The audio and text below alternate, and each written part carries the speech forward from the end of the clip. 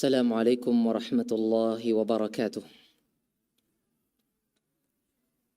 Innal hamdalillah nahmaduhu wa nasta'inuhu wa nastaghfiruh wa na'udzu billahi min shururi anfusina wa min sayyiati a'malina.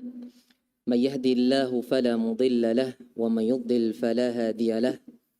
Wa ashhadu an la ilaha illallah wahdahu la syarika lahu wa ashhadu anna Muhammadan 'abduhu wa rasuluh. Sallallahu alaihi wa ala alihi wa ashabihi wa azwajihi wa dhurriyyatihi wa man tabi'ahum bi ihsanin ila yaumiddin, amma ba'd. Saudara-saudari jamaah sekalian, jamaah Masjid Imam Asy-Syafi'i, a'azzani Allah wa iyyakum. Segala puji dan syukur hanya untuk Allah Subhanahu wa taala yang telah mengaruniakan kepada kita banyak kenikmatannya, di antaranya kenikmatan mampu beribadah kepada Allah Subhanahu wa taala di malam-malam Ramadan, dan lebih khususnya adalah berada di malam-malam terakhir dari bulan Ramadan. Alhamdulillahi awalan wa akhiran. Segala puji bagi Allah atas segala nikmat sebelumnya dan setelahnya. Tidak pernah dari gerak-gerik kita di dalam beribadah kepada Allah kecuali semuanya karena taufik dan pertolongan Allah Subhanahu wa taala. Alhamdulillahilladzi hadana lihadza wa ma kunna linahtadiya laula an hadana Allah. Laulallah ma sallaina wala tasaddaqna. Kalau bukan karena Allah kita tidak bisa salat, kita mungkin tidak bisa bersedekah, mungkin juga tidak berpuasa.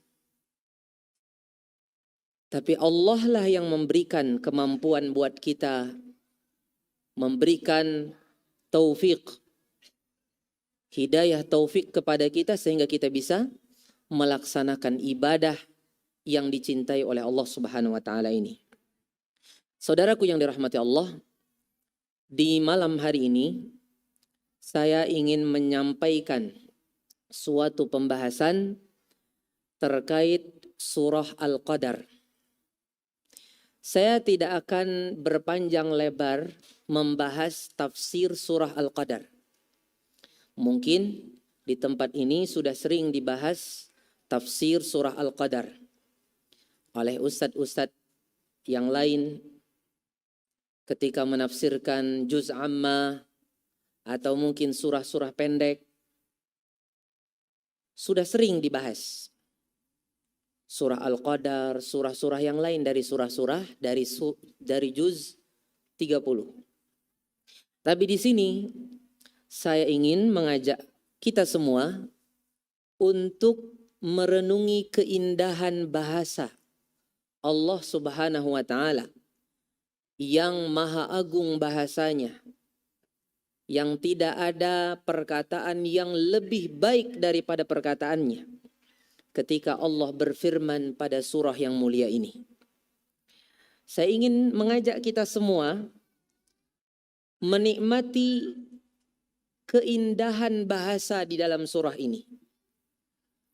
Jadi di sini saya ingin mengajak kita untuk mendalami sastra dalam bahasa Arab yang terdapat dalam surah Al-Qadar ini.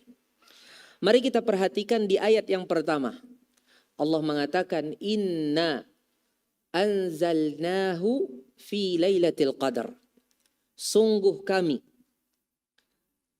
menurunkan ia, anzalnahu, menurunkan ia pada Lailatul Qadar. Pada malam yang disebut dengan Lailatul Qadar. Biasanya kalau di dalam bahasa keseharian kita katakan malam Lailatul Qadar. Padahal sebenarnya Lailah itu sendiri artinya malam. Jadi ada 2 kali terulang kata malam. Tapi demikianlah nyamannya di dalam di dalam berbicara, nggak ada masalah. Mari kita perhatikan di sini Allah mengatakan sungguh kami anzalnahu, kami turunkan ia dengan dhamir atau kata ganti. Ia di sini maksudnya apa? Al-Quran. Allah tidak gunakan bahasa Al-Quran, tapi Allah gunakan ia, nya dalam bahasa Indonesia. Apa rahasia dibalik digunakan kata iya atau nya di sini? Tidak digunakan langsung kata tunggal yang menunjukkan artinya yaitu Al-Quran langsung. Allah bisa saja mengatakan inna anzalnal Quran fi lailatul qadar. Padahal di dalam surah ini tidak disebut kata Al-Quran sebelumnya.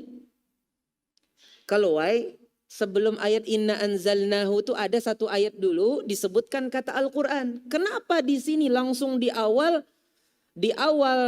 ayat langsung pakai kata ganti bukan dengan kata Al-Quran?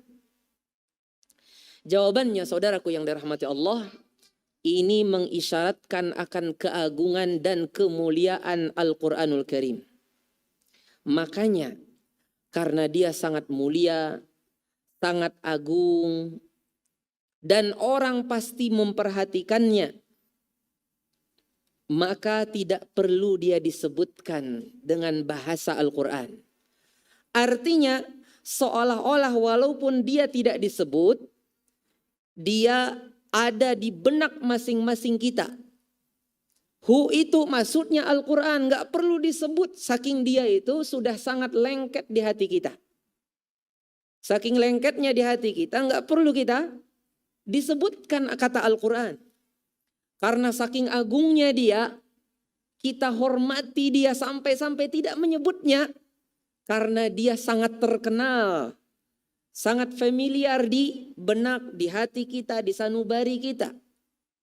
Yang mana saking terkenalnya dia nggak perlu disebut lagi.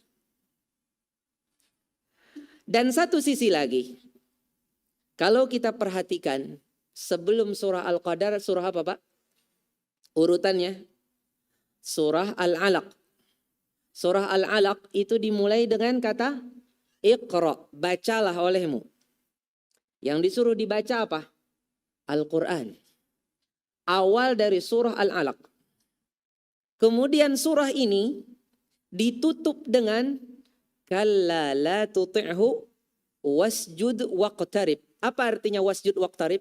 Sujudlah dan mendekatlah. Maksudnya salat.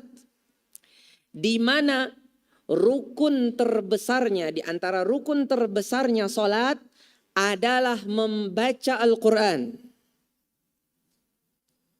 Walaupun di surah Al-Qadar tidak disebut kata Al-Quran, di surah sebelumnya sudah mengisyaratkan bahwasanya yang dimaksud di sini Al-Quran. Buktinya di awal surah Al-Alaq Allah mengatakan bacalah olehmu. Apa yang dibaca? Al-Quran. Dan disuruh kita sholat yang mana di antara rukun terbesarnya adalah membaca Al-Quran di dalamnya. Makanya sholat subuh sampai dikatakan apa? Wa Qur'an al-Fajr. Sholat fajar sampai dibahasakan apa? Wa Qur'an al-Fajr. Dan sholat fajar yang di sana banyak dibaca Al-Quran. Artinya bagaimana ini?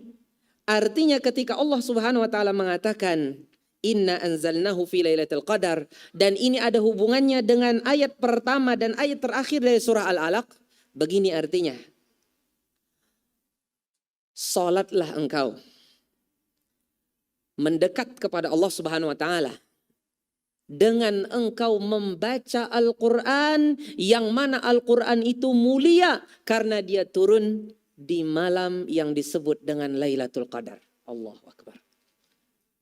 Saudaraku yang dirahmati Allah Subhanahu wa taala, sebagaimana juga di dalam ayat yang pertama ini, ketika Allah menyembunyikan anzalnahu dengan kata ganti, bukan dengan kata Al-Quran secara gamblang, Allah sebut dengan kata ganti iya.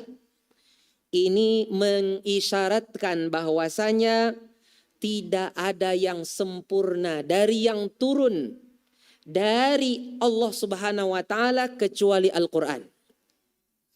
Kalau kitab-kitab sebelumnya dia tidak sesempurna Al-Qur'an. Makanya karena dia sempurna, enggak perlu lagi dia disebutkan. Allahu Akbar. Kemudian ayat kedua Allah mengatakan wa ma adraka ma lailatul qadar. Wa ma adraka. Apa yang membuat engkau tahu wahai Muhammad, apa itu Lailatul Qadar? Apa itu Lailatul Qadar? Apa maksud di balik pertanyaan di sini? Di ayat kedua ada pertanyaan, wa ma adraka ma Lailatul Qadar. Allah pertama memberitakan inna anzalnahu fi Lailatul Qadar. Kemudian ditanya, wa ma adraka ma Lailatul Qadar? Tahukah engkau apa yang membuat engkau tahu apa itu Lailatul Qadar? Yang seperti ini di dalam Al-Quran tujuannya untuk mengagungkan dan memuliakan sesuatu yang sedang disebut itu.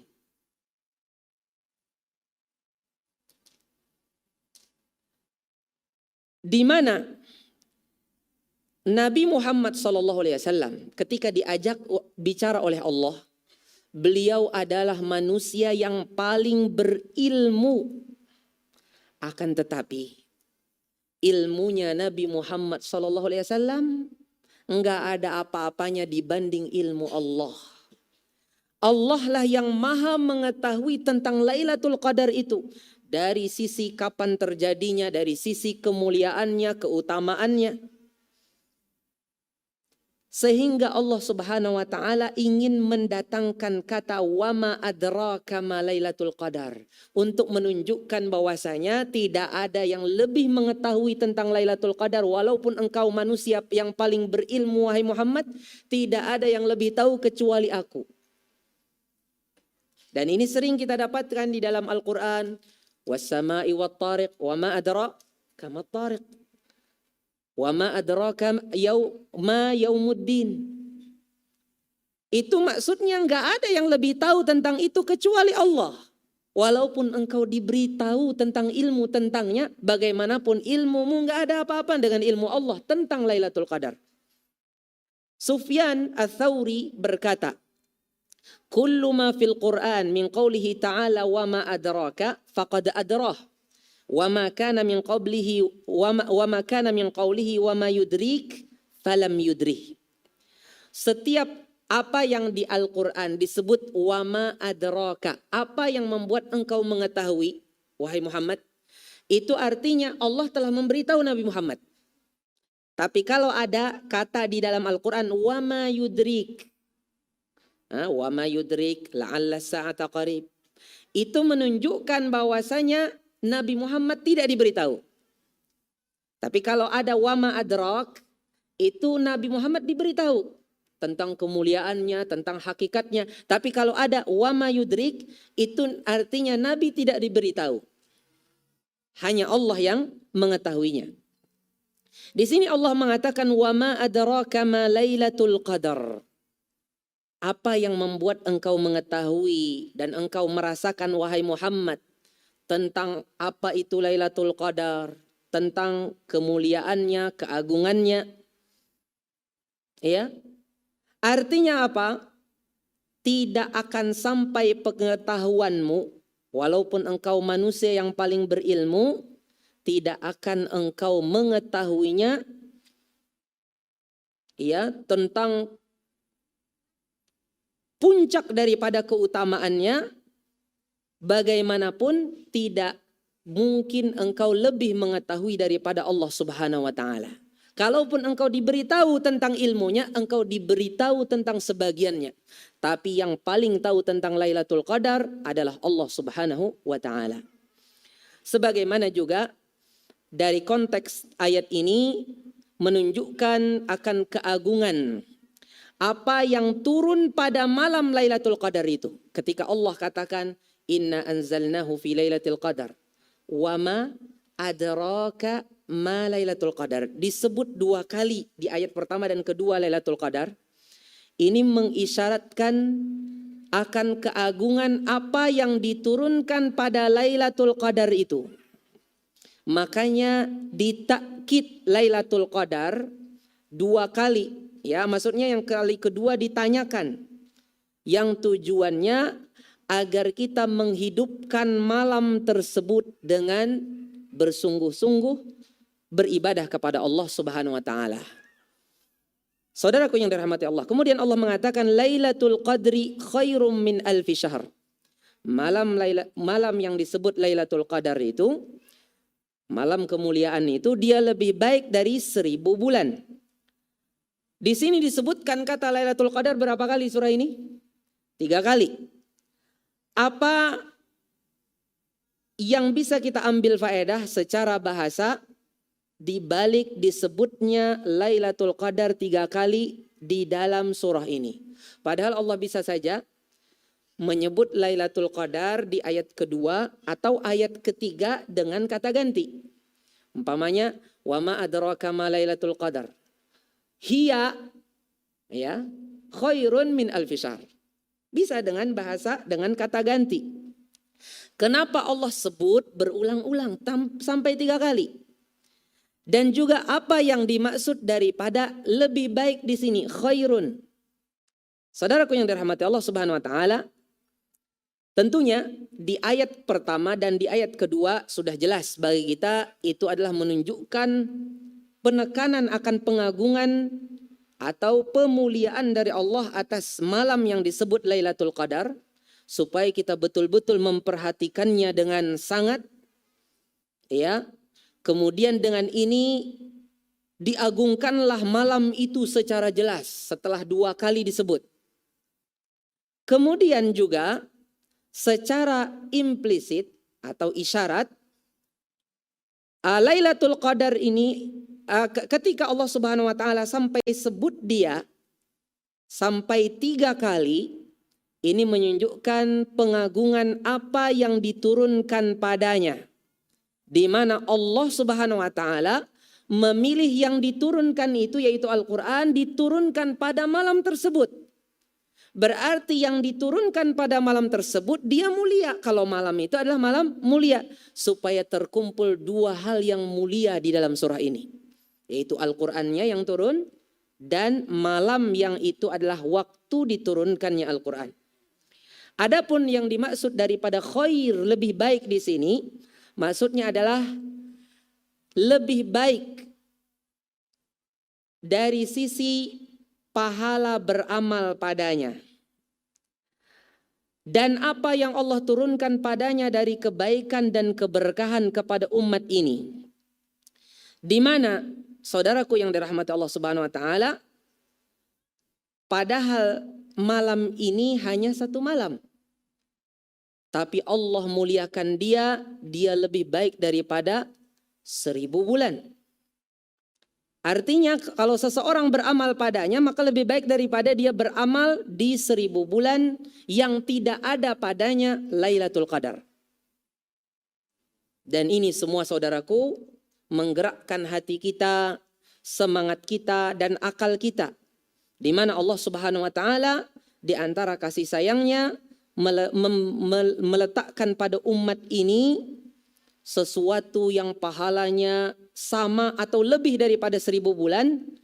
Dan 1000 bulan ini adalah kadar umur seseorang yang muammar, yang dipanjangkan umurnya. Di mana orang yang dikatakan muammar, panjang umurnya, itu kalau umurnya 80 tahun sekian. 1000 bulan berapa? 83 tahun 4 bulan. Kata para ulama ahli hadis, seseorang dikatakan muammar kalau umurnya 80 tahun ke atas. Lebih tepatnya 83 tahunan. Kalau masih kurang daripada itu, umpamanya baru 75, itu masih wajar-wajar. Tapi kalau sudah 80 tahun ke atas, khususnya 83 tahunan, berarti dia termasuk dari orang-orang yang muammarin, yang dipanjangkan umurnya. Banyak bonusnya. Kemudian Allah mengatakan tanazzalul malaikatu warruhu fiha biizni rabbihim min kulli amr. Tanazzal di sini ada menggunakan kata tanazzal. Asalnya sebenarnya tatanazzalu. Para malaikat dan ruh pada malam itu, ruh di sini menurut sebagian ahli tafsir maksudnya adalah Jibril alaihissalam. Tapi dinukil dari sebagian para sahabat seperti Ibnu Mas'ud dan lain-lain, ar-ruh di sini adalah salah satu dari malaikat terbesar. Bisa Jibril, bisa Mikail, bisa Israel. Adapun yang mengatakan dia Jibril itu Qatadah, ada juga Ikrimah atau Mujahid, saya lupa, dari kalangan ahli tafsir dari kalangan tabi'in. Kalau tabi'in berkata demikian, sahabat tidak menentukannya. Padahal sahabat lebih dekat dengan Nabi Muhammad SAW, sedangkan penentuan ini berhubungan dengan masalah gaib, maka yang lebih dirajihkan dalam ilmu tafsir adalah perkataan sahabat. Sahabat saja tidak menentukan, kenapa sampai tabi'in menentukan? Tabi'in kan gak ketemu Nabi Muhammad SAW. Sahabat kan ketemu dan mereka sendiri tidak menentukannya. Maka yang lebih baik kita tidak menentukan siapa malaikat ini. Yang penting malaikat terbesar. Ya, adapun di beberapa ayat yang lain, ar-ruh di sini maksudnya adalah Jibril di sebagian surah atau di sebagian ayat, seperti Allah mengatakan innahu laqur'anun karim wa innahu latanzilu rabbil alamin nazala bihi ruhul amin. Itu Jibril. Tapi kalau di sini menurut para ahli tafsir dari kalangan sahabat maksudnya salah satu dari malaikat terbesar. Di sini ada kata tanazzal. Apa maksud dari tanazzal? Tanazzal diambil dari kata tatanazzalu. Kata tatanazzalu dalam bahasa Arab menunjukkan dia turunnya berangsur-angsur, tidak langsung jelep turun, enggak. Pada malam itu dari kata tanazzal ini menunjukkan malaikat itu turun itu turun berangsur-angsur sampai waktu fajar. Fajar Shadiq, dia turun terus. Karena apa? Para malaikat itu beradanya di langit. Dan langit itu berapa tingkat? 7 tingkat. Turun semuanya sampai memenuhi bumi ini. Sampai memenuhi bumi ini. Dan turun terus sampai waktu fajar. Sampai memenuhi muka bumi ini. Jadi tidak langsung jelep semuanya turun, enggak. Ini diisyaratkan dari kata apa? Tanazzal ini. Artinya diawali dia berasal dari kata tatanazzalu. Kemudian dari kata tanazzal di mana ada satu huruf yang dibuang. Asalnya kan tatanazzalu. Di sini tanazzal. Zainya ditasydidkan yang mengisyaratkan pada asalnya ada tata. Ada 2 ta, double ta.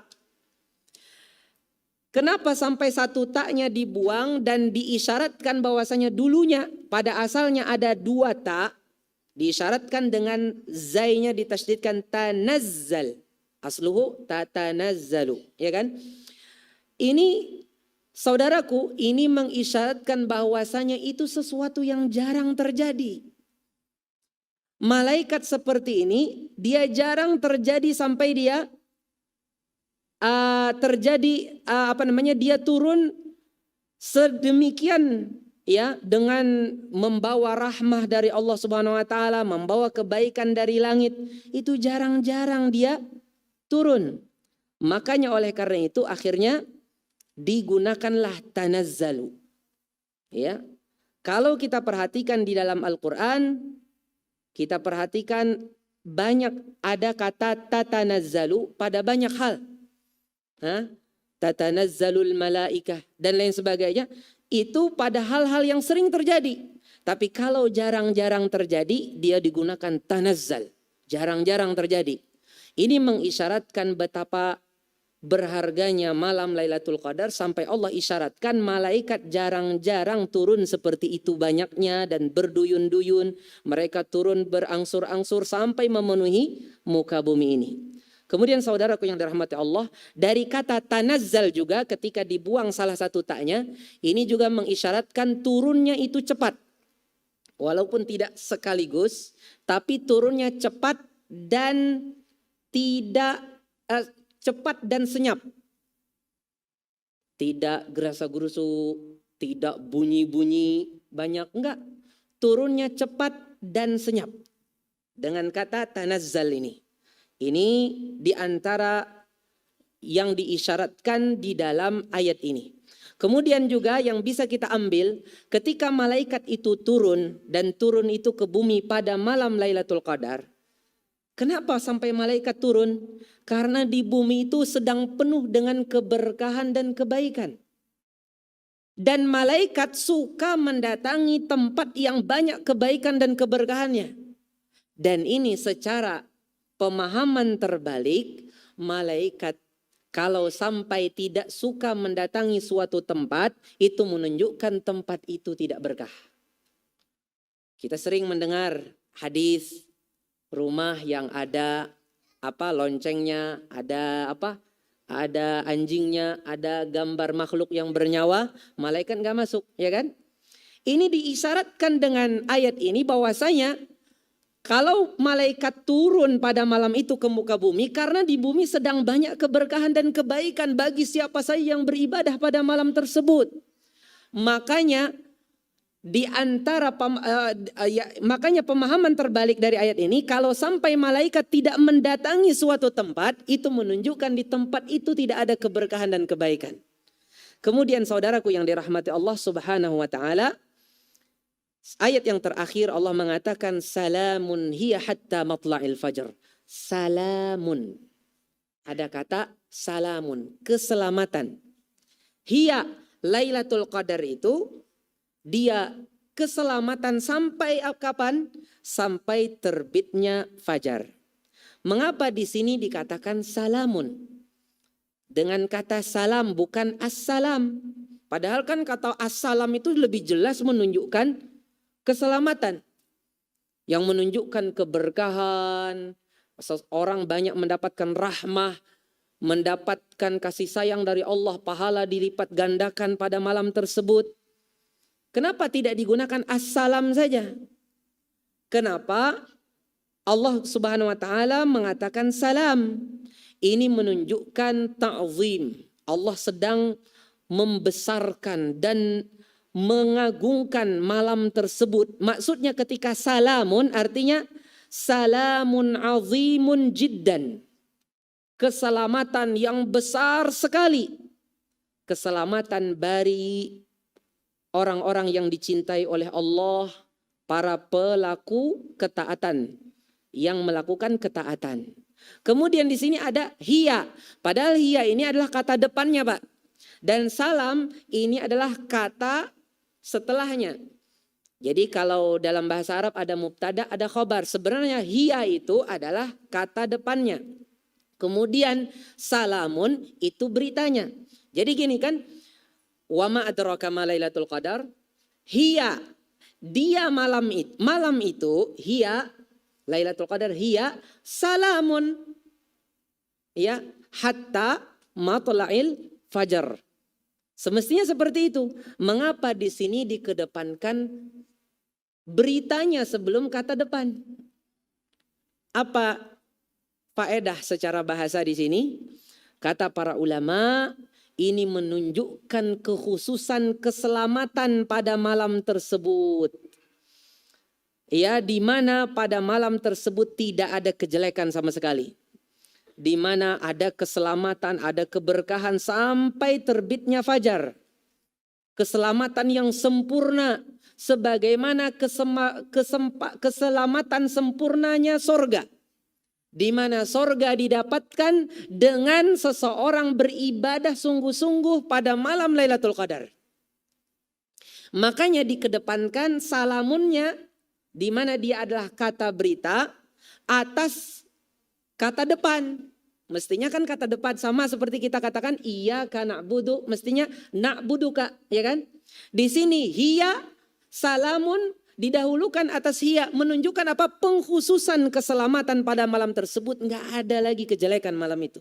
Semua kebaikan, keberkahan pada malam tersebut sebagaimana sempurnanya kebaikan sorga yang didapatkan karena sebab seseorang beramal pada malam tersebut. Kalau sorga saja keselamatannya sempurna, maka demikianlah malam ini keselamatannya juga sempurna. Allahu Akbar. Saudaraku yang dirahmati Allah Subhanahu wa taala, dan di antara yang paling menunjukkan keselamatan pada malam tersebut, di mana kebanyakan orang betapa banyak yang apabila mereka taat kepada Allah pada malam tersebut, mereka selamat dari dosa-dosa dan hukuman-hukumannya, di mana Nabi SAW mengatakan, barang siapa yang dia melakukan salat malam pada Lailatul Qadar karena keimanan dan mengharap pahala dari Allah, akan diampuni dosanya yang telah lalu. Allahu Akbar. Ya. Wa maghfiratu dzunub la syakka annaha salamatun min wabaiha wa uqubatiha. Dan diampuninya dosa, kalau kita sampai melakukan salat malam pada malam tersebut, jelas sekali dia adalah keselamatan dari setiap hukuman, dari setiap musibah pada malam tersebut. Kemudian kalau kita perhatikan surah ini, ya, maka kita perhatikan sesungguhnya, maka kita akan mendapati keindahan yang ada pada surat ini, yang dengannya kita akan merasakan kelezatan yang luar biasa. Kelezatan dari surah ini yang membuat kita betul-betul mengagungkan Lailatul Qadar dan betul-betul bersemangat untuk mendapatkan keagungannya. Mari kita jangan sampai sedikit pun lengah, jangan sampai sedikit pun jumawa atau kita merasa sudah hebat dalam amalan kita sehingga kita mulai mengurangi ibadah kita. Ketahuilah bahwasanya Lailatul Qadar Allah Subhanahu wa taala sembunyikan. Bagaimanapun kita tidak tahu, bisa jadi Lailatul Qadar itu berada di malam terakhir dari bulan Ramadan ini, dan hendaknya kita terus menjaga kesabaran kita dalam ketaatan kepada Allah Subhanahu wa taala tidak sedikit pun berkurang. Karena apapun rasanya, kata orang, ada rasa begini, ada tanda-tanda demikian, belum bisa semuanya dipastikan. Bahkan generasi salaf terdahulu, mereka tidak sedikit pun, mereka banyak melihat-lihat tentang tanda-tanda kapan terjadinya, karena mereka lebih fokus untuk mencari Lailatul Qadar itu dengan beramal dan beramal sampai hari penghabisan dari Ramadan ini, karena mereka tidak bisa meyakini kapan terjadinya Lailatul Qadar. Demikianlah saudaraku yang dirahmati Allah Subhanahu wa taala, salah dan khilaf mohon dimaafkan. Mari kita sama-sama tetap menjaga spirit kita di hari-hari terakhir ini, karena ingat bahwasanya dengan kesabaran kita di dalam beribadah kepada Allah, ini akan mendatangkan ketenangan dan kenyamanan nanti di akhirat. Disebutkan oleh para ulama, an-na'imu la yudraku bin na'im. Sesungguhnya kenikmatan di akhirat tidak bisa didapati dengan kenikmatan, kenyamanan begitu saja di dunia. Harus perlu banyak kegigihan, kecapean. Bahkan di antara bukti syukur kita kepada Allah Subhanahu wa taala, Nabi Muhammad SAW mengajarkan ketika beliau salat sampai kaki beliau bengkak. Aisyah bertanya, wahai Rasulullah, segininya engkau beribadah kepada Allah Subhanahu wa taala, padahal Allah telah ampuni dosa Anda yang sebelumnya dan setelahnya. Kemudian Rasulullah SAW mengatakan, afala akun abdan syakura, apakah aku tidak mau menjadi hamba Allah yang bersyukur. Di antara bukti syukur kita, kalau kita telah Allah beri taufik untuk beribadah, adalah meningkatkan ibadah kita. Wallahu ta'ala a'lam wa barakallahu fikum. Kita tutup dengan doa kafaratul majlis. Subhanakallahumma wa bihamdik asyhadu an la ilaha illa ant astaghfiruka wa atubu ilaik. Assalamualaikum warahmatullahi wabarakatuh. Terima kasih. Jazakumullah khairan wa barakallahu fikum. Video ini dibuat atas partisipasi dari donasi Anda. Semoga menjadi amal jariah bagi Anda semuanya.